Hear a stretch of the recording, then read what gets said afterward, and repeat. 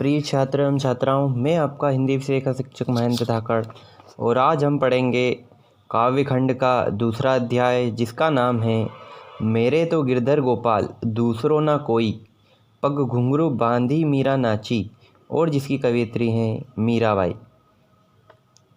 कृष्ण भक्त कवियों में प्रमुख मीराबाई का जन्म सन 1498 ईस्वी में राजस्थान में मेड़ता के निकट कुड़की नामक गांव में हुआ था। इनका विवाह 12 वर्ष की आयु में चित्तौड़ के राणा सांगा के पुत्र कुंवर भोजराज के साथ हुआ था। विवाह के 7-8 वर्ष बाद ही इनके पति का निधन हो गया। मीराबाई की रचनाएं हैं। मीरा ने मुख्यतः स्फुट पदों की रचना की। ये पद मीराबाई की पदावली के नाम से संकलित है। दूसरी रचना नरसी जीरो माहेरो है।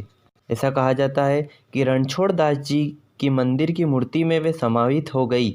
इनका देहावसान सन 1546 में माना जाता है। अब हम हमारा पद्यांश समझेंगे। मेरे तो गिरधर गोपाल दूसरों ना कोई, जाग के सिर मोर मुकुट मेरो पति सोई।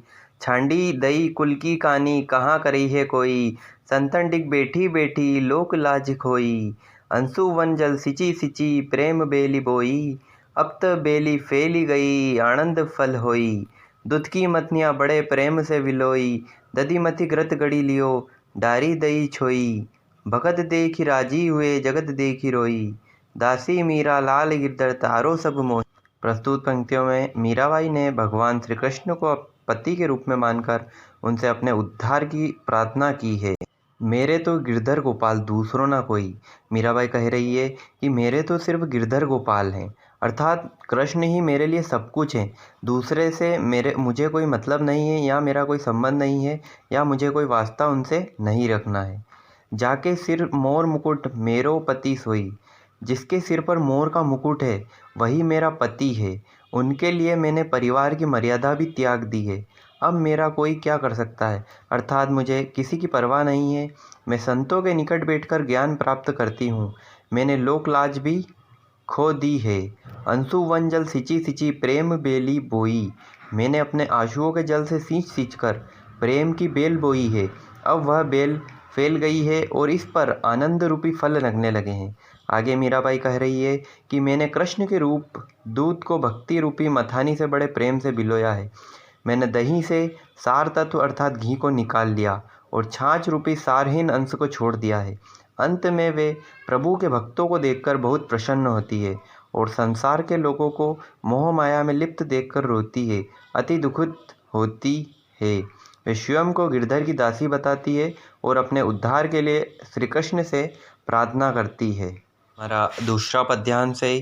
पग घुंघरू बांधी मीरा नाची, मैं तो मेरे नारायण सु आप ही हो गई साची। लोग कहे मीरा भई बावरी, न्यात कहे कुल नासी।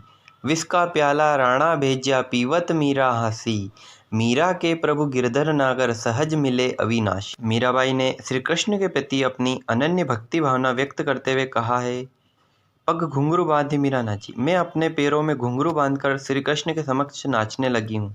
मैं तो मेरे नारायण तो अपाही हो गई साची।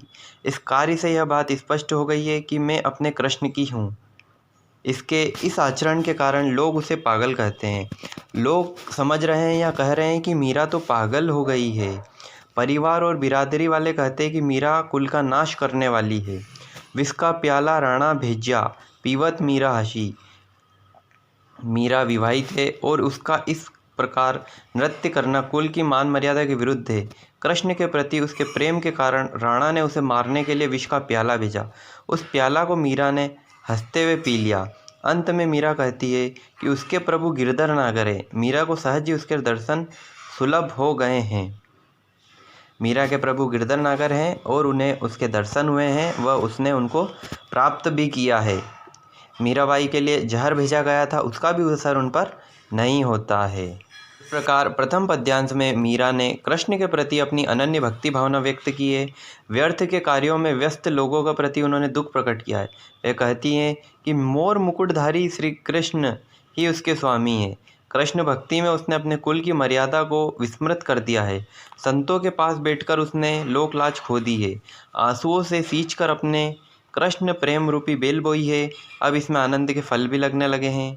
उसने दही से घी निकालकर छाछ को छोड़ दिया है। संसार की लोलुपता देखकर मीरा रो पड़ती है और कृष्ण से अपने उद्धार के लिए प्रार्थना करती है। दूसरे पद में प्रेम रस में डूबी हुई मीरा सभी रीति रिवाजों और बंधनों से मुक्ति होने और गिरधर के स्नेह के कारण अमर होने की बात कहती है।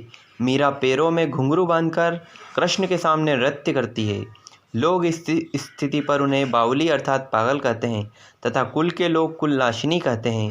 राणा ने उन्हें मारने के लिए विष का प्याला भेजा, जिसे उन्होंने हंसते हुए पी लिया। मीरा कहती है कि उसके प्रभु कृष्ण सहज भक्ति से भक्तों को मिल जाते हैं। इस प्रकार यह हमारा पाठ समाप्त होता है।